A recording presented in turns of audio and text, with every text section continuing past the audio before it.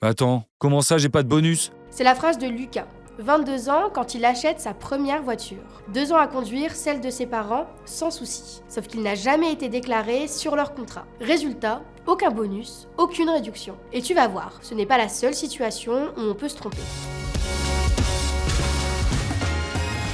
Tous les week-ends, Lucas rentrait chez ses parents et reprenait ses vieilles habitudes. Il prenait les clés de la voiture familiale. Courses, ciné, foot, il conduisait tout le temps. 2 ans sans accrochage, il se croyait rodé. Alors au moment d'assurer sa première voiture, il s'attendait à payer moins cher. Mais là, douche froide. Désolé Lucas, vous êtes considéré comme un conducteur novice. Lucas reste sans voix. Mais j'ai conduit pendant 2 ans. Oui, mais sans être déclaré sur un contrat, c'est comme si vous n'aviez jamais conduit pour nous. Et là, il comprend. Pas de déclaration égale pas d'antécédent égale pas de bonus. Et pire, en cas d'accident, ses parents auraient pu payer une partie des frais, voire ne pas être indemnisés du tout. Bref, Lucas réalise qu'en assurance, si t'es pas déclaré, t'existes pas. Et la suite va te surprendre. Alors, en assurance auto, tout part d'une question: qui conduit vraiment la voiture? Parce qu'à partir de là, tout change. Premièrement, le conducteur principal.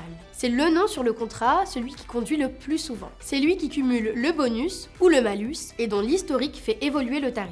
Deuxièmement, le conducteur secondaire. C'est le cas de Lucas. Il conduisait souvent la voiture de ses parents, mais sans être déclaré. S'il l'avait été, il aurait pu accumuler de l'expérience et du bonus, sans surfranchise particulière en cas d'accident. Ses parents auraient payé une cotisation un peu plus élevée, mais ils auraient évité les mauvaises surprises. Troisièmement, le conducteur exceptionnel. C'est ce qu'on appelle le prêt de volant. Tu prêtes ta voiture à un ami, ton copain, ta sœur, mais tu prêtes aussi ton bonus. S'il y a un accident, c'est ton contrat qui prend. Et si la personne a moins de 2 ans de permis, il peut y avoir une surfranchise jeune conducteur.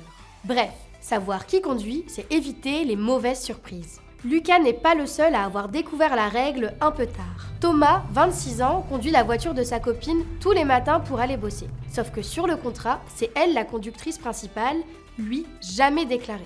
Un jour, petit accrochage sur le parking. Rien de grave, mais au téléphone. C'est bien vous qui conduisiez?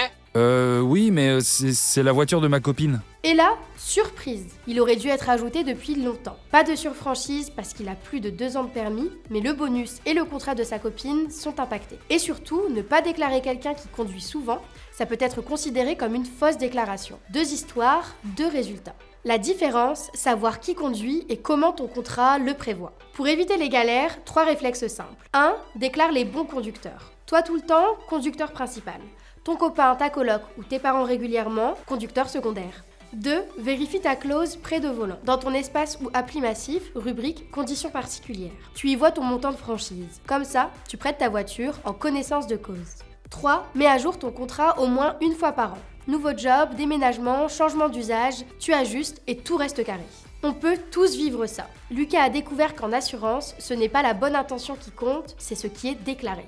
Et Thomas a compris qu'il devait être transparent. La clé, c'est la clarté. Être bien assuré, c'est savoir où tu en es et pouvoir dire « Ok, je gère ». Allez, à très vite pour un nouveau décodage.